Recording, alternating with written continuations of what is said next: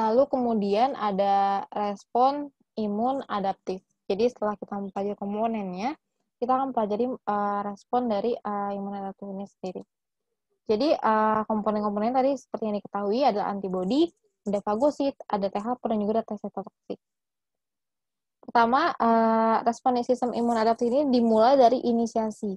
Adanya inisiasi yaitu adaptif mulai mempersiapkan adanya sel-sel polos, melakukan pematangan pada sel-sel polos ini, yaitu B dan T, untuk kemudian memiliki spesifikasi beragam untuk tiap antigen. Lalu, saat ada antigen masuk, yaitu langkah 2, mulai terjadi display antigen.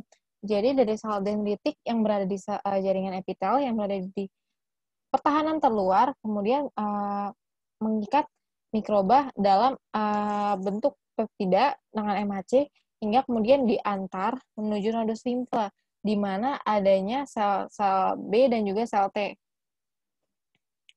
Nah, khususnya untuk sel T ini dari sel dendritik akan berikatan dengan sel T, hingga kemudian memicu adanya respon dari sel T.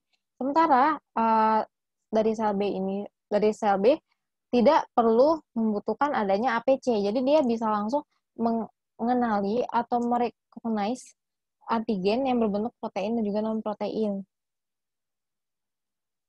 Lalu yang ketiga adalah mulai terjadinya aktivasi sel. Jadi setelah kenalan, mereka mulai melakukan mekanisme aktivasi sel menjadi sel efektor dan kemudian mengeliminasi antigen. Jadi sel T ini setelah berproliferasi, berdiferensiasi, T helper ini akan mulai menjalankan beragam fungsi, mulai dari merekrut leukosit ke titik infeksi, mengaktifasi makrofag, serta bertahan di organ limfoid dan membantu limfosit B memproduksi antibodi.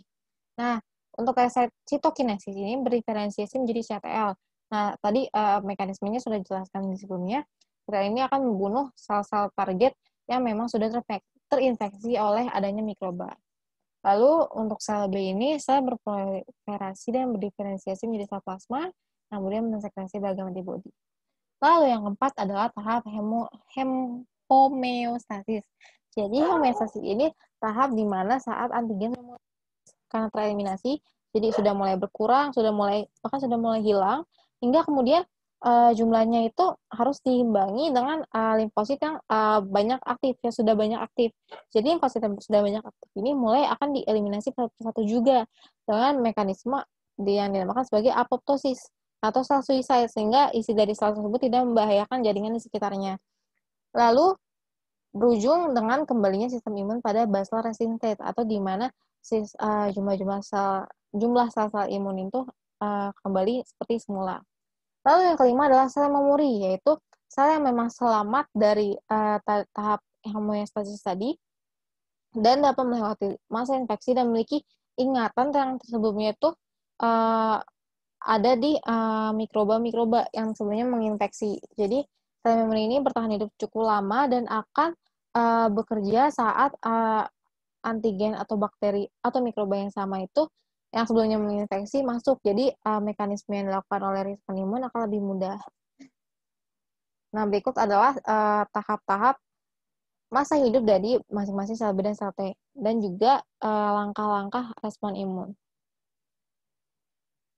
Nah, berikut adalah interaksi antara sistem kekebalan tubuh bawaan dan juga adaptif. Jadi, dengan adanya kekebalan tubuh bawaan ini akan istilahnya membantu kekebalan adaptif yang memang lebih spesifik dan memang lebih well prepared untuk kemudian meningkatkan aktivitas antimikroba pada sistem kekebalan adaptif.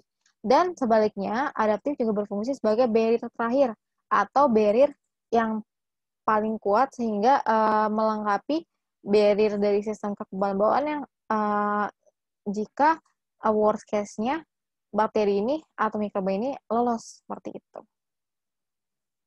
Terima kasih. Wassalamualaikum warahmatullahi wabarakatuh.